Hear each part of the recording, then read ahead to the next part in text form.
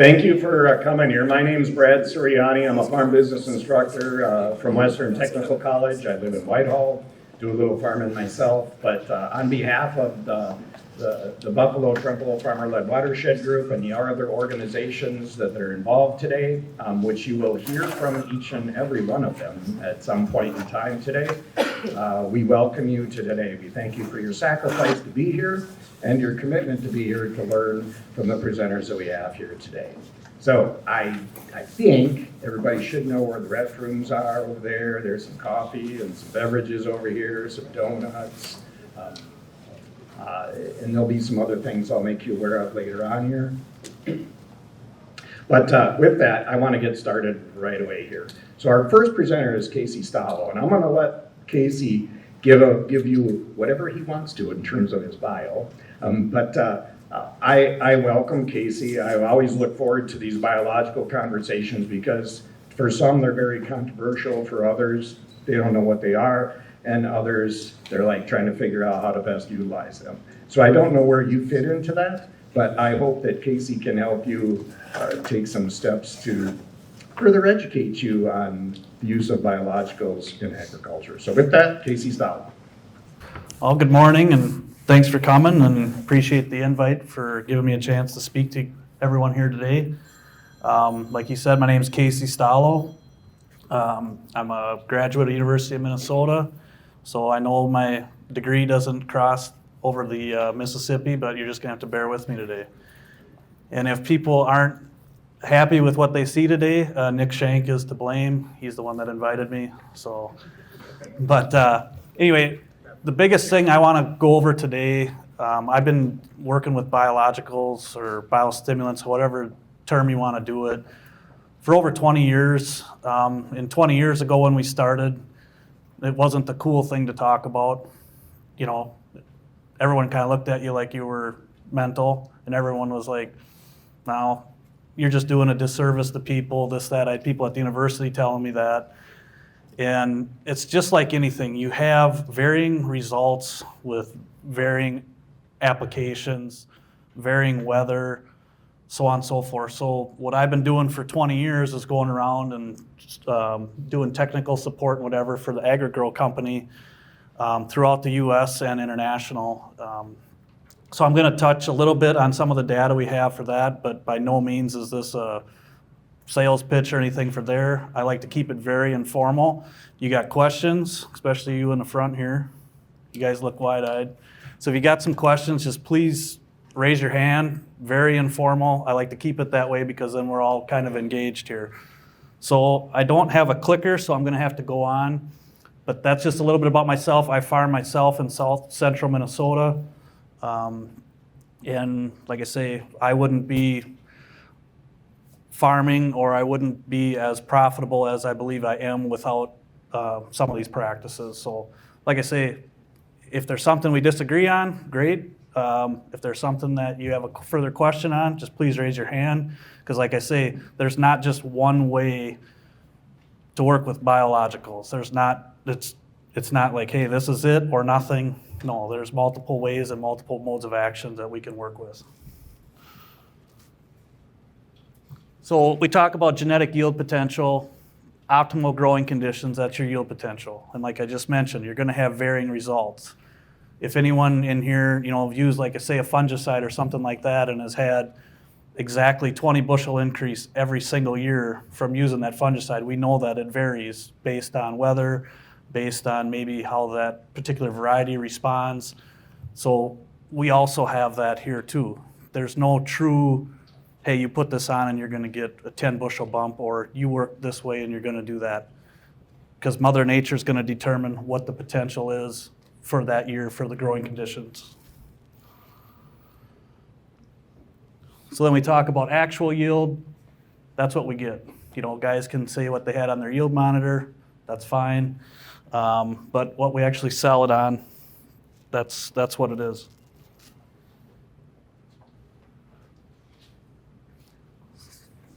So I always call this the circle of life. You got biological, chemical, and physical. We talked a little bit about the physical with Mother Nature. Biological is in that same thing. And then we got a small part, which is chemical. And I always call that's the one thing that we can control is our chemical aspect. If we put on, say, Roundup or Liberty or whatever, we can control that. But 2/3 of that, we can either work against it or we can work with it. And so, like I say, for 20 years, and this company's been around for 40, we've been trying to figure out how to work with it. So we talked about the physical. I'll run through this pretty quick. Talk about the chemical. Now we get into the biological. So the biological is whenever you're out in your field and everything you're walking on, that's your biology. You treat your biology good, you take care of your biology, you maybe increase your natural biology, you'll have good returns for years to come.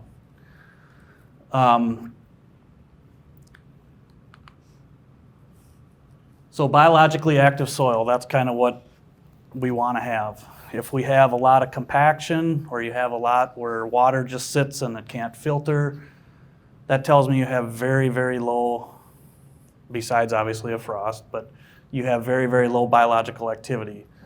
Some of our clients that we've worked with, we can take a 2-3 inch rain and be back out on that same field 24 to 48 hours. Just because it has that absorption, it has the characteristics that can handle all that moisture. It's more porous, it has more oxygen in it. And with more oxygen, you need oxygen for life. There you go. So there's the biologically deficient, and I'll get to some slides where it shows, how many forming colonies and stuff we want per gram of soil, and it's going to blow your mind.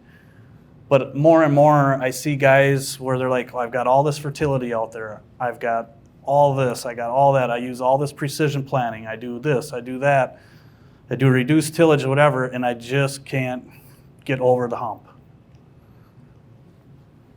Well, when we go out and do soil samples and kind of look at it, I can tell in the first 30 seconds by when I put my soil probe into the ground if they got biologically active soil or not. If I got to work at it, I'm pretty heavy, so if I can't lean on it and it goes in the ground, we got some problems.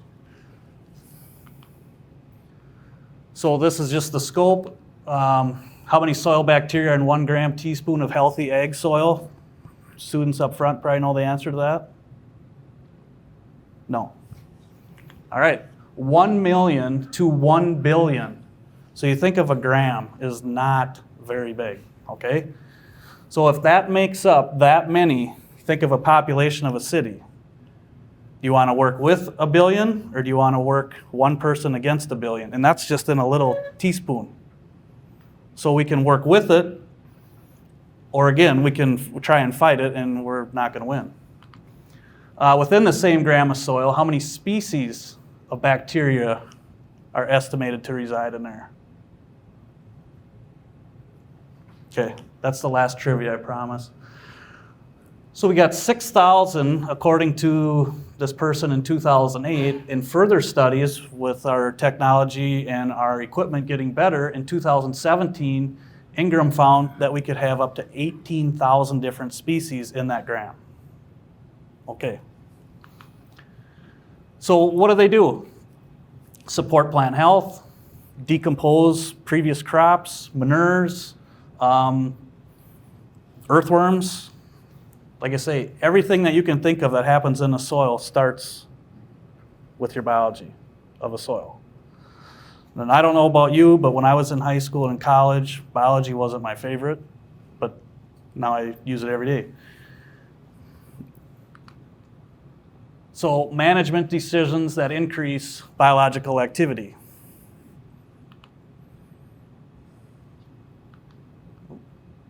They increase and the impact on plant soil health. So the plants naturally feed. So when we talk about cover cropping and we talk about whatever, what we're wanting is we want something growing there all the time or as much as possible. In our northern climates, it's a little harder. But the plants feed the microbes. So if we have nothing growing there, they have nothing to live off of. If we're not putting out food for the microbes, we're going to have some issues. So when you look at genetics, for example, and obviously that's a huge industry. In my previous life, I used to work for one of the major seed companies. They can only allocate 20 to 40% of your genetic potential. So no matter what seed you put out there, if you don't have everything else going for it, it ain't gonna matter. Whether it's a $500 bag of corn or a $50 bag of corn. Your potential is only 20 to 40% of what's in that bag.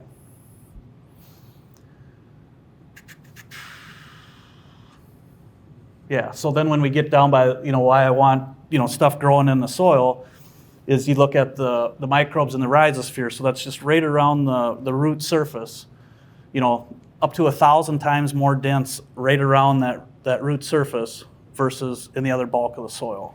So if we have something growing, they're always producing, they're always going to town. So like I said, they feed the microbes. They release amino acids, organic acids, simple sugars. So if you look at what biostimulants are, you're going to see all three of those in a good biostimulant. Why? Because you're feeding what's naturally there. Now there's some, there's a lot now, where they're putting live microbes. They're adding live microbes to your, I call it your biosome or whatever. And that's fine if we know that there's needed or know that they can help. The only issue I have with that is we can create some imbalances, just like in our gut, for example. We can create imbalances in our gut by eating, too many cheese curds, which I know that probably don't go over well here, but we can create some issues. So if we have something that is, more of a regular type diet or whatever, we're going to be healthier. Well, your soil is going to be healthier. Think of your soil as your stomach. You put a lot of salt on it, you're going to probably have some issues, right? You put a lot of chemical on it, it all has to absorb, it all has to break that down over time. So the more and more we keep doing either the same thing or putting some of these detrimental products on, we decrease our populations of our microbiology. We decrease, in some of them, if guys are using some bactericides or different things like that, they're non-selective. So non-selective means you're not only killing the bad, what you want to get rid of, but you're also killing the good. So then you're creating kind of a sterile slate. So you're almost giving your soil or your biodome there, you're almost giving it HIV. Then your soil can't protect itself. Your immune system, if you take out your immune system, like on chemotherapy, for example, you wipe out the good, you wipe out the bad, your immune system is, if you get a cold or something during chemo, you're in a world of hurt. Pneumonia, whatever. Same with your soil. If you have some adverse conditions, in that one slide where I showed where you don't have biodiversity in your biology, it can't protect itself either. So it's going to open up for more pathogens to come in. It's going to open up for more different diseases and things like that. So we want to make sure, and just think of that like your soil, think of it as your immune system. Sometimes you get a cold, you want to shorten it up, take some vitamin C. Well, in all these, that's what we're feeding the microbes. In essence, vitamins and minerals. Here's some of the benefits. Increased nutrient mineralization. And I got a study I'll show you in a little bit. It actually shows the increase of available plant nutrients done at a USDA research facility over a 4-year study, just the increase of available nutrients. What's one of our biggest expenses as farmers? Fertilizer. So improved nutrient uptake to the plant, soil structure, moisture retention. I kind of touched on that a little bit. And if you have more air in your soil and you have more structure and moisture retention, your roots are going to be able to go a lot farther and pull out more nutrients that maybe it couldn't reach before because of compaction or so on and so forth. Increased production of natural plant hormones. There's a huge industry out there right now where they're selling hormones. to put on your crop to trick it to grow, to trick it to go into from vegetative to reproductive stage, so on and so forth. These are already in your soil. So if we have that going down there, we don't really need to add them. But like I say, there is a time and place where if we have, I always call it biologically dead soil, where until we get that up and moving, you may need to use some of those tools. Overall plant health, vigor, quality. One of the companies we work with, I don't know if they'll have it for lunch here, but Dole lettuce. So we did a study with Dole, and we can keep their lettuce on the shelf for 2.75 days longer before they have to get rid of it. And you think about it and you're thinking, well, 2.75 days, well, big deal, right? Well, it is a huge deal. So for them, by working with a system like this, it saved their company almost $30 million a year because of less waste that they had to throw away. Because it was on the shelf, it could stay on there longer, they had more opportunity to sell. Driscoll strawberries is another one. Del Monte's another one that we work with. So increased plants' natural defense system. I kind of talked about our immunity. So it goes for the soil, and where your plant's growing, that's going to translate into the plant too. So if you have a healthy soil, you're going to have a healthy plant. If you have a healthy plant, we might not have to use some of these tools that we're putting on. Like I mentioned, we're selective or non-selective. So this is just kind of a recap. Residue breakdown, fertilizer comes more readily available, physical characteristics such as compaction, aeration. Like I say, if there's any questions at any time or any want discussion or disagreement or whatever, I'm open to questions or whatever, so feel free. I try to keep it as very informal as possible because this can get kind of boggy. So we're not going to go through all this. The main thing I'm going to point out on this is the soil food web. And you probably heard this from a lot of different people that talk about soil health, so on and so forth. It is real. There's the levels. And if one of those levels has an issue along the way, or something can't finish the cycle, then we're going to have a problem. Microorganisms and plant signaling. So we talked about the growth promoters and hormones, different things like that. Well, we can do that naturally here. So you got beneficial bacteria, fungi. I talked about around the rhizosphere. So they're going to help defend off diseases. They're going to help kind of keep everything in balance. Like I mentioned with the gut, they're going to keep everything in check as long as you're good to them. So we always want to think deeper. We think about the cycle. It's not just crops. We're not just thinking of the life of the crop. We're thinking soil from thaw up until freeze. How can we help that soil be better? Because like I say, that's our bank account, which is going to give us production come fall at harvest. There's just more or less showing, kind of how the microbes or the plants feed the microbes, and then so on and so forth. And so it says green plants, so as long as we have something green growing, we can increase microbial population and their activity by up to 1,000%. We talked a little bit about disease suppression. I'm kind of jumping ahead here a little bit. Plant growth qualities. And plant stress breaks that cycle, like I mentioned. So if we have a drought, we have a flood, we have whatever, it breaks the cycle. Because if you have a drought, you don't have moisture. You don't have moisture or oxygen in the soil, you're not feeding your aerobics. You're feeding you're going to have a larger production of anaerobic activity. So then we talk about controlled environment, and then here's one of our studies, is 1,000 times greater in bulk soil.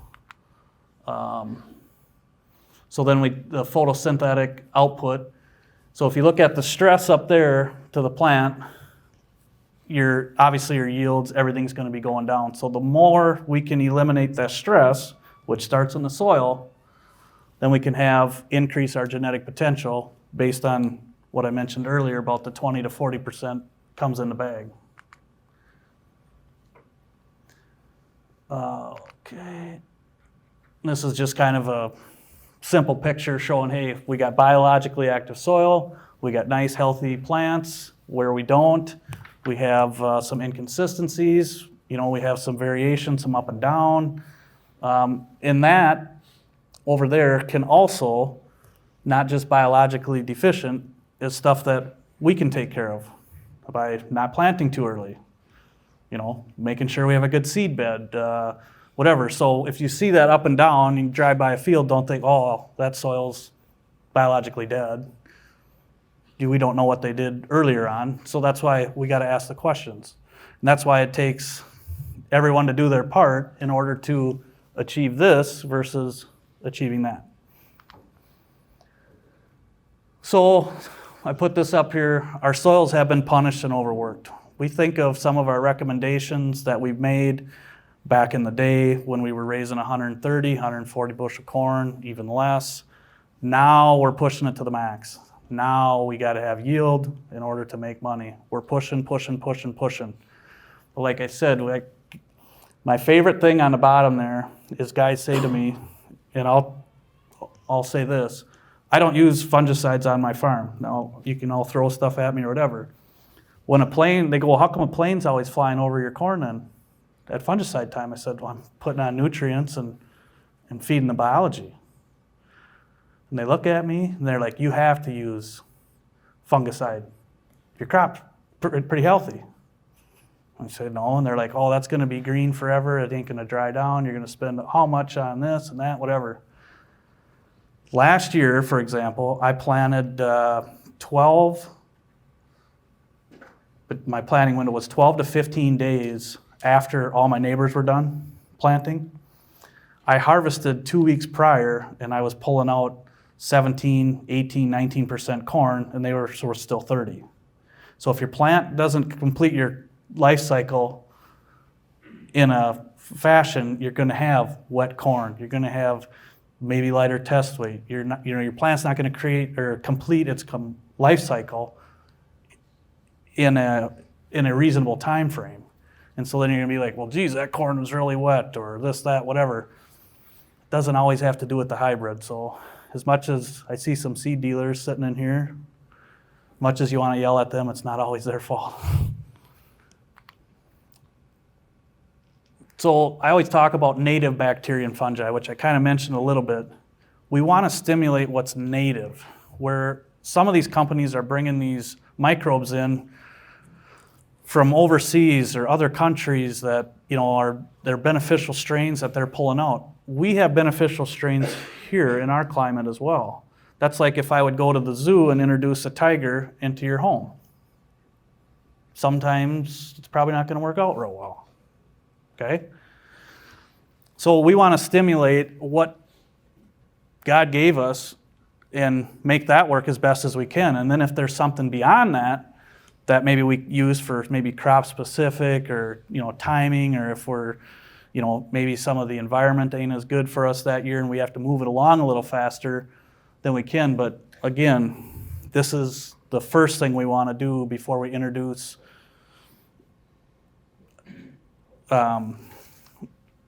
foreign species, more or less.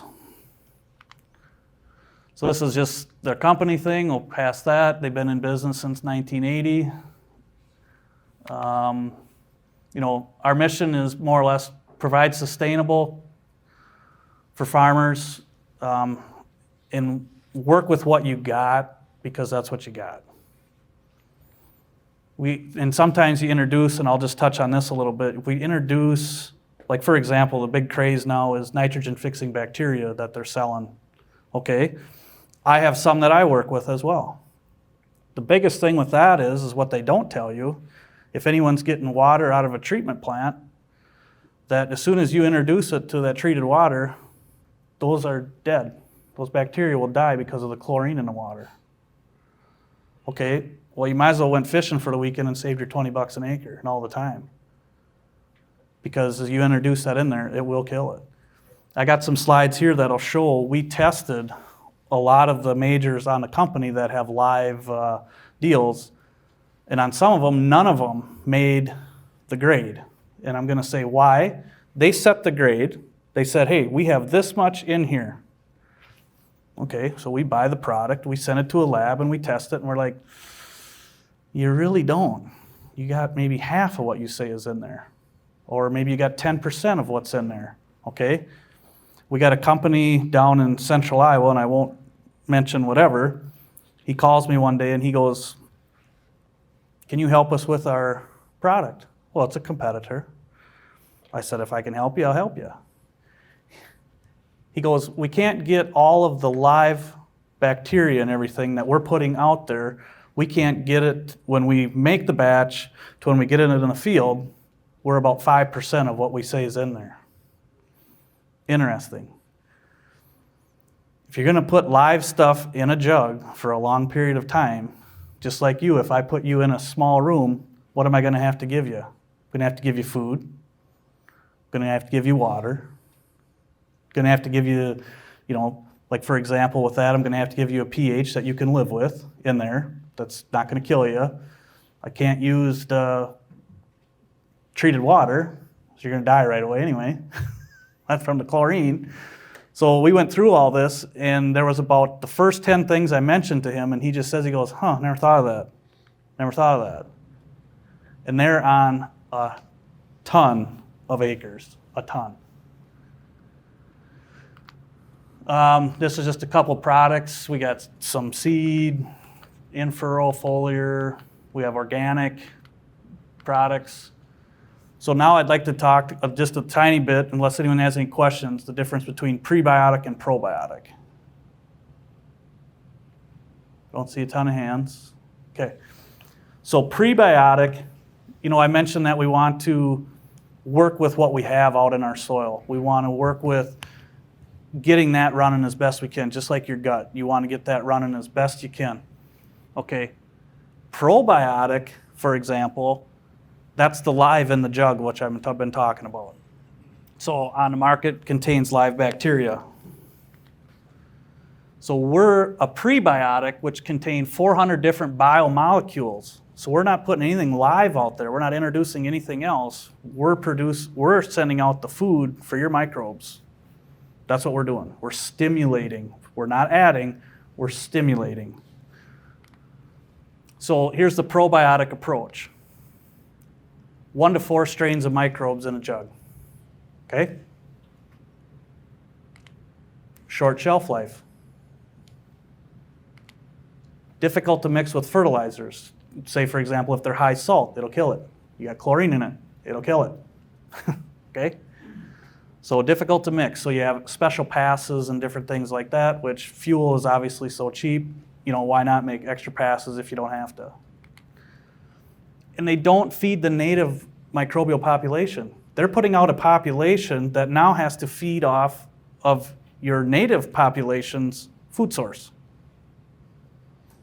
Okay, so if you're not putting a food source out with them, they're going to be competing with your natives that are there already. So what are you getting? So this was an Oregon Department of Agriculture. So they tested a bunch of live products. We'll get to the test here. 74 samples evaluated for bacillus, okay? 10 samples out of the 74 met the label guarantee. 64 samples failed to meet the product label guarantee. Okay? So you want to know what company, if you're buying bacillus or buying anything like that for inoculants, you want to know that the company knows what they're doing and how they're making it, so it's live, viable product time you get it. Okay, 33 samples evaluated for trichoderma. 33 failed. This is one of the least regulated industries besides starter fertilizer in the ag industry. So I could put something on a label, there's no board, there's no nothing to check to say what I'm telling you. 21 samples evaluated for Pseudomonas. 21 of them failed. So in school here, the kids up front, or guys up front, if you got 0 out of whatever your test was, how'd that go over? Not very good, huh? No, you're gonna be in high school a long time. You have gray hair like me sitting in high school. Anyway, 43 samples evaluated for the mycorrhiza fungi. 4, so 9%. So if anyone's happy with 9%, rock on. 9% of them passed. 39 failed to meet their product label guarantee. You're going to see a lot more changes in this with regulation coming through starting next year, especially like on fungicides and different things like that, but also on, say, like soybean inoculants and different things. They're starting to crack down on this because they're realizing this is what's happening. So only 25% of probiotic products actually met, when you did all the math, their guaranteed label. So here's the main differences. We went through those on a prebiotic. There's nothing live in it. Long shelf life. Mixes with fertilizers and other inputs. Because we don't have to worry about killing it, there's nothing live in it. Significantly increased microbial populations. And on theirs, they supply nothing for the native population.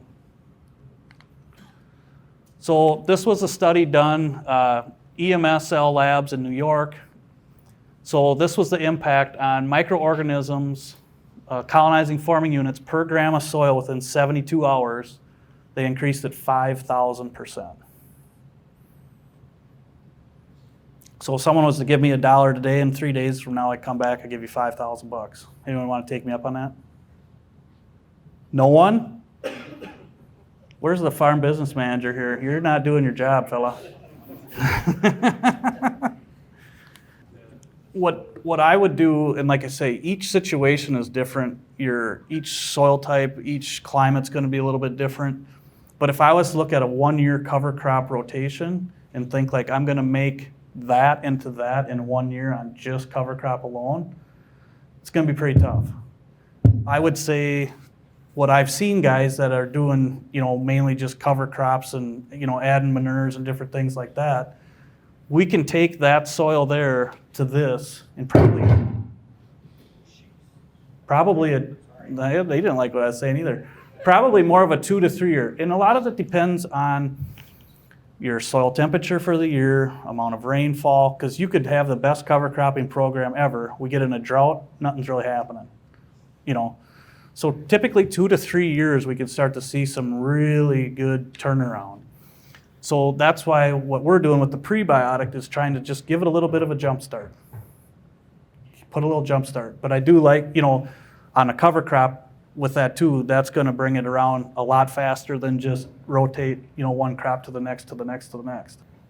No, the prebiotic does not change. Some of the rates may change, but like I say, we're not crop specific. We're just trying to, work in the soil on stimulating what you have.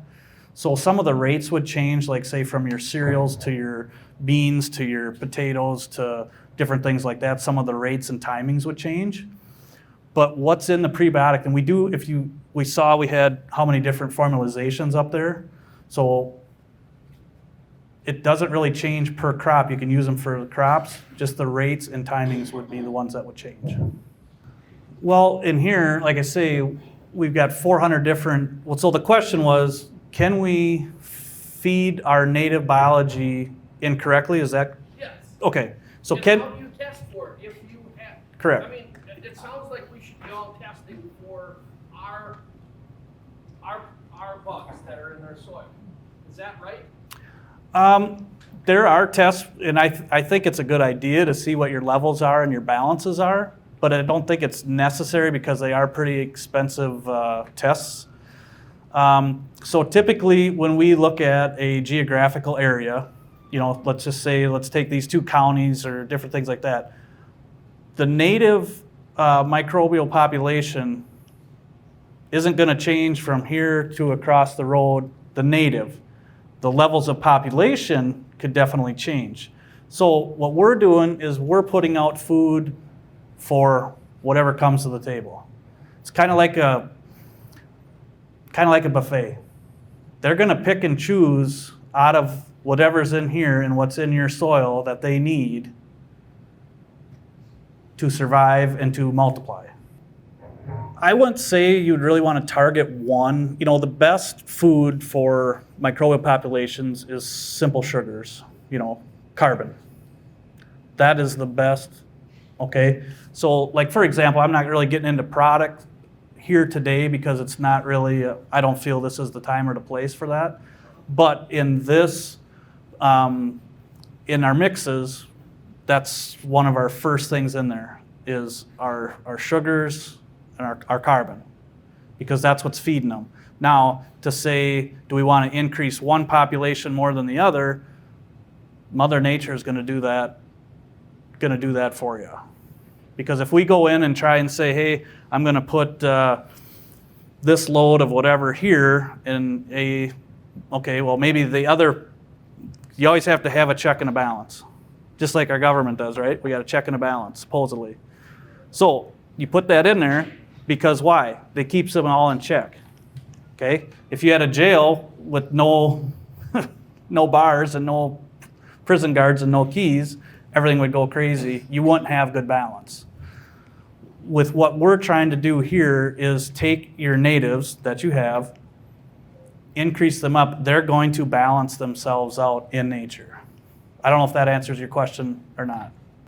Yep, you're going to have, no, yeah, I would say no. There's going to be some differences coming from different animals, so to speak, but also too, and that's why we look at, you know, the biggest thing with me is I got guys, let's say, with heavy hog manure, you know, different things like that. Okay, I'm saying, let's spread that out a little bit because we're really ramping up, boom, you know. I said, let's spread that out a little bit, you know, and get some of that going because otherwise we just got, here we go. On the second part of your question, can you repeat that again, please? Yeah, yep, and like I say, if I get into more of the actual products and stuff, that's one thing I always recommend is, hey, let's try a small space here, leave some checks so we can see what's going and we can monitor it with visual eyes or through testing to know that, hey, yes, what we're doing is, because I don't want to come in and say, we're just going to do the whole farm and don't worry about it and whatever. No one's going to know because we're not going to have a check. We're not going to have anything to tell if I knew what I was talking about or not. So that would be my report card is your trial. You know, that's how we kind of start with guys is saying, hey, you know, let's work on, let's take 10 acres or 20 acres of this cornfield and this bean field and some of this alfalfa, and then we show it visually, you know, throughout the season and over time. That's kind of how we do it versus spending all the money on the testing and this and that and whatever. It just seems to take a lot longer. But if we see it visually as humans, and then we see the bottom line at the end of the year, you know, we can see it all season long right in front of our eyes. Yeah. So you're virtually saying that we need to do it on our own because we can't afford to do the test. No, you could do the test, but like I say, the biggest thing with any testing is you just got to know how to read the test and know what you're looking for. So, you know, yeah, you can definitely do the test, but like I say, if you're looking at it, like if I'm looking at whatever that I don't understand and I'm going, that's nice. Well, what do I do with that information? Right. You can have paralysis of analysis. You have way too much data and you don't know what to do with it. Okay, so you have about 3 minutes. Okay. So, when I get to whatever you got, because I think we'll have a couple more questions. Yeah, no, we can go for questions. I just wanted to show, we talk about just adding on to your question there. So this is here, you know, this is the different biomolecules that we're throwing, signaling molecules, whatever. You can see all the way down, all the different ones. So we're hitting a broad spectrum. And then this was what I wanted to get to on the fertilizer real quick. This was a study down Arkansas State. We also did one at the USDA in Missouri. So 0 on the bottom is not applying or not stimulating your biology. Just kind of having an average, hey, we may be using anhydrous, we may be using some high salts, a lot of chemical, whatever. There you go.